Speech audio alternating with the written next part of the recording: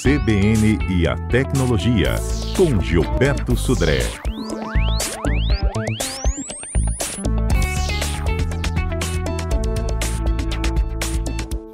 Ei, Sudré, bom dia.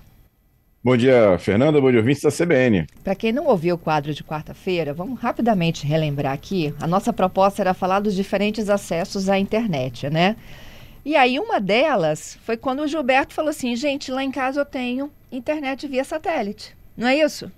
Exatamente, Fernanda. Eu tenho aqui uma internet fixa, né, de banda larga, mas também tenho, até como uma questão de backup aqui, eu não posso ficar sem a internet, um link da Starlink, né, nesse caso. Então, assim, no programa de quarta-feira, a gente, tá, quem quiser depois assistir, tá lá no portal do CBN Vitória, tem lá como, assim, uma revisão geral sobre os tipos de internet que a gente tem, de acesso à internet que a gente tem hoje, falando de prós e contras, de como é que cada uma delas atende ou não aquela necessidade de cada usuário nesse caso.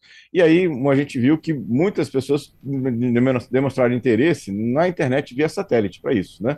Que é realmente uma internet alternativa ao que a gente tem aqui agora. A gente tem a empresa com certeza mais famosa é a Starlink, ligada ao Elon Musk, mas a gente tem outros concorrentes, como é a Hughes e a Kuiper, da Amazon. Inclusive, a gente vai falar hoje nos destaques de hoje uma notícia bem legal sobre Kuiper, que é o concorrente, né? Se propõe a ser um concorrente da Starlink, nesse caso. Então, como é que funciona a internet via satélite? Só para a gente colocar, assim, padronizar essa questão. O satélite, ele fica no espaço, na órbita no espaço, né? E ele recebe o sinal da antena que está aqui na Terra e retransmite essa sinal para uma estação daquela empresa, seja Starlink, seja Hughes, seja o Kuiper, e aí daí para frente, quando esse sinal chega na Terra novamente, ele entra na internet. Então, ou seja, na verdade, o satélite é só um caminho para o tráfego de internet sair da sua casa, né, da sua residência, do seu escritório, vai até o espaço e volta para uma estação terrestre que vai fazer a conexão com a rede de internet convencional nesse caso. A gente tem dois tipos de satélites, um satélite chamado geoestacionário, que é um satélite de órbita bastante alta, e aí ele tem um problema de delay, de atraso, porque o sinal até chegar lá naquela órbita alta, em torno de 36 mil quilômetros de altura, né, é bastante coisa, e até voltar demora mais tempo, então tem uma delay maior. O caso do satélite de baixa órbita, tipo do Starlink, né, tipo do Kuiper também, eles ficam bem mais baixos, em torno de 400 quilômetros mais ou menos. Então, o delay é bem menor nesse caso, né? Então, essa é uma situação interessante. Tem uma velocidade bastante razoável, não é igual à fibra ótica, mas é uma velocidade bastante razoável, né, para isso. Quais são as vantagens, então, da comunicação via satélite? Primeiro, cobertura em áreas rurais, remotas, embarcações, né? Que você não tem a chance de fazer uma ligação via cabo, né, via fibra ótica ou qualquer outro tipo diferente. Então, é um local que não tem cobertura, né, de nenhum tipo de acesso à internet. Aí a via satélite é uma solução bastante interessante, né? Outra vantagem é a instalação simplificada, né? Isso considerando o Starlink ou o Kuiper, né? A parte do Hughes é um pouco mais complicada, mas instalação bastante simplificada, basta energia elétrica e você tem uma visão direta para o céu, sem ter nenhum tipo de obstáculo, telhado, né? Uma laje, coisa assim, né? Para isso. E a mobilidade, possibilidade de você levar essa antena para diferentes locais, né? Só botar debaixo do braço e para outro local, instalar a antena e vai funcionar sem problema nenhum. E aí a velocidade tem crescido bastante, a própria Starlink tem lançado uma quantidade grande de satélites, hoje tem em torno de 8 mil satélites hoje, né, já disponíveis, né, ou seja, em órbita da Terra, aí a tendência é chegar a mais de 13 mil satélites, né, para fazer uma cobertura completa do local. Então as vantagens são essas. As desvantagens, primeiro, é um alto custo inicial da antena e mensalidades aqui no Brasil. Então eu fiz uma pesquisa, né. O Starlink hoje, ele custa, no equipamento padrão, R$ 1.200 o equipamento, que você paga uma vez só, né? E tem uma taxa, né, de R$ 236 por mês, né? Isso na localização fixa, né? Então você está na sua casa, você não vai mover a sua antena, fica em R$ 236 por mês. E tem aquela antena menorzinha que cabe dentro de uma mochila, que custa R$ 1.800, né, basicamente. É uma antena bem menor, que você pode levar junto da mochila para isso. E aí, a mensalidade muda também. Ou seja, quando você tem a localização fixa, em torno de R$ 236. E quando você vai transportar isso para outros locais, a mensalidade sobe para em torno de R$ 570, mais ou menos, né? Então aumenta bastante, né? Mas aí você tem a possibilidade de levar a sua antena para outros locais. É necessário ter um acesso ao céu direto, né? Para isso. E tem uma situação, eu não notei aqui, sinceramente, mas isso está na especificação de interferências em dias de chuvas fortes, né? Ah, Aqui, é? né? Exatamente. Isso está na especificação por causa da frequência utilizada pelo satélite, né? Ele sofre interferência, uma atenuação maior com a água da chuva. Pessoalmente, eu não notei, gente. Eu já enfrentei aqui chuvas bastante fortes aqui no estado, aqui em Vitória, né? E o acesso à internet continuou funcionando, né? Eu até testei aqui. Mas é uma possibilidade. Pode acontecer de uma chuva muito forte, você ficar sem o sinal da internet, ou você tem uma velocidade mais baixa, né? Para isso, né? Então, essa é uma característica importante que a gente tem que observar, né? E tem também uma questão bastante polêmica hoje, que é com essa quantidade imensa de satélites colocados no espaço, isso acaba atrapalhando aquelas observações astronômicas, né? Então, tem muitos pesquisadores, né, astrônomos, que reclamam bastante da Starlink, principalmente, porque tem uma quantidade gigante de satélites, né, em órbita da Terra, que atrapalharia as observações desses pesquisadores para isso. Inclusive entraram num acordo, a primeira leva dos satélites da Starlink eles refletiam, né, a luz, então ficava um ponto brilhante, né, e agora as novas versões agora são todas pretas, então não tem, assim, diminui bastante essa reflexão, né, de luz, o que melhoraria a parte de observação também nesse caso. Então, basicamente essa é a solução da Starlink, tem outros concorrentes, como eu falei, não é só a Starlink, mas ela é que saiu primeiro, né? E está mais à frente dos outros nesse caso, né? E aí a expectativa, claramente, é que vão aparecer outros competidores, além desses que já existem da Starlink, e a competição é sempre importante, sempre interessante, né?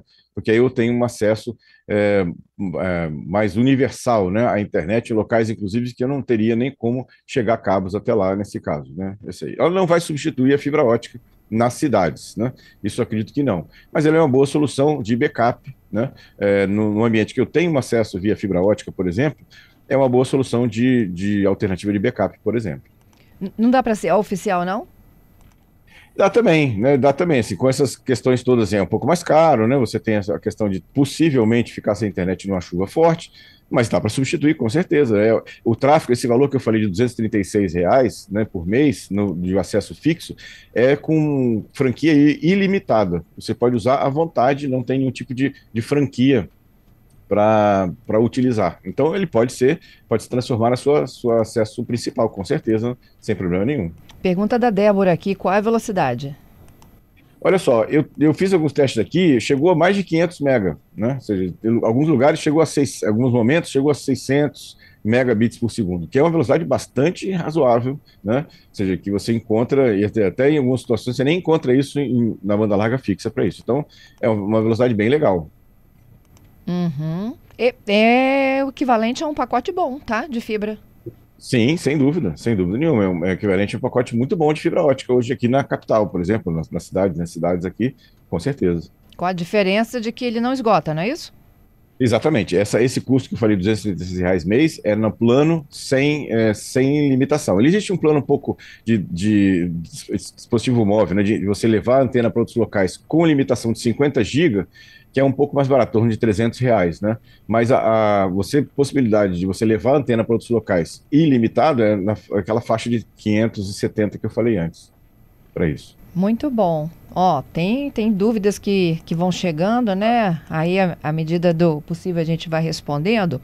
E uma delas, Gilberto, ficou de quarta-feira. Na verdade, o Felipe, ele fala do caso dele, né? Do outro modelo de acesso à internet, que ainda é por fibra ótica. Uhum, Ele diz que ele tem um modem principal e que ele vai roteando para outros modems, tá? uhum. E ele fala da migração. Eu não entendi exatamente qual é a situação dele, mas Pelo que eu enfim. entendi aqui da pergunta dele, ele fala que ele tem um modem principal DSL, que é via cabo de telefone, né? Ou seja, ele é um Ah, modem ok. e roteia para outros modems na casa dele lá para isso. Ele conseguiria migrar para fibra ótica? Sim, Felipe, você conseguiria migrar para fibra ótica o seu modem principal, né? E aí as interligações para os outros modems que você tem dentro de casa não seria via fibra, poderia ser via cabo, né, de par trançado, ou mesmo a parte de repetição via Wi-Fi, porque os roteadores, né, que a gente compra nas lojas, né, eles não têm entrada de fibra ótica. O que seria a entrada de fibra ótica seria aquele que a operadora iria te fornecer. Entendido. Hum. A gente perde na fibra ótica, a gente perde quando a gente tem um roteador e vários outros roteadores, né? Na verdade, assim, não perde, porque depende de como é que você liga o seu roteador principal com os outros roteadores da sua casa, por exemplo. Se é via Wi-Fi, né, via uma ligação via rádio, pode ser que realmente o sinal fique mais fraco, que tenha algum tipo de queda, né, para isso. Mas se você interliga os roteadores que estão na sua casa via cabo, né, aí não, aí na verdade a qualidade é a mesma do que está chegando lá no roteador principal. O difícil é ter cabo pela casa inteira, né? Esse é o problema. É um Esse é o problema. quebra-quebra. Exatamente. Eu já fiz uma instalação, né? Ou seja, é uma solução bem específica, mas que você pode utilizar o chamado transmissão via linha telefônica, chamada Powerline Communication, que você conecta um aparelhinho na tomada e via rede elétrica você consegue interligar outro dispositivo em outro local da casa, né? Tem algumas Uhum. limitações, né, de tem que estar na mesma fase e tal, mas assim funciona bastante bem também. É uma solução, não é muito barato, mas evita você quebrar a casa passando cabo, né? Entendido. Gilberto, e os Uhum. destaques da semana? Vamos para eles? Vamos lá. Viralizou. Vamos começar aqui, Fernando. Eu sei que vocês já fizeram uma entrevista ontem com a Anatel sobre aquelas obrigação das operadoras aderirem ao Não Perturbe, né, até 60 dias, Isso. mas eu diria que isso não vai resolver. Também acho. Enquanto a Anatel não tiver uma posição dura, forte, contra, porque a Não Perturbe já existe e a gente continua recebendo ligações. Então, enquanto a Anatel não tiver uma postura firme contra as operadoras e outros call centers, não vai resolver. Mas vamos lá para o nossos destaques da semana. Primeiro vamos falar da Amazon. Falamos daqui do Kuiper, né, que é o concorrente do Starlink. A Amazon acabou de fechar o primeiro contrato dela de fornecimento de internet via satélite. A companhia aérea chamada JetBlue Airways dos Estados Unidos vai oferecer o internet nos seus aviões utilizando o Kuiper, né, que é o concorrente da Amazon. É uma notícia bastante interessante, porque a gente precisa de concorrência para isso, né? Precisa de ter outras empresas que fornecem um serviço, até porque isso força que os outros melhorem nessa questão. A ideia é começar a entrar em testes nesse ano, né? E para o ano que vem começar as frotas, né, a frota de aviões da JetBlue vão ter a internet via o Kuiper, né, que é uma solução bastante interessante também. Hoje ela tem uma quantidade pequena de satélites, né, em torno de 100, mas eles vão chegar, a tendência deles é chegar até 3.200 satélites no espaço para isso, né? Outra notícia que me chamou a atenção essa semana é que mais da metade dos brasileiros já deixou de estudar por falta de internet, né? Olha só, uma pesquisa realizada pela Anatel e pelo IDEC, né, identificou que 35% das pessoas que recebem entre 1 e 3 salários mínimos ficaram até 7 dias sem acesso à internet móvel nos últimos 30 dias, né, do anterior ao estudo desse caso, né?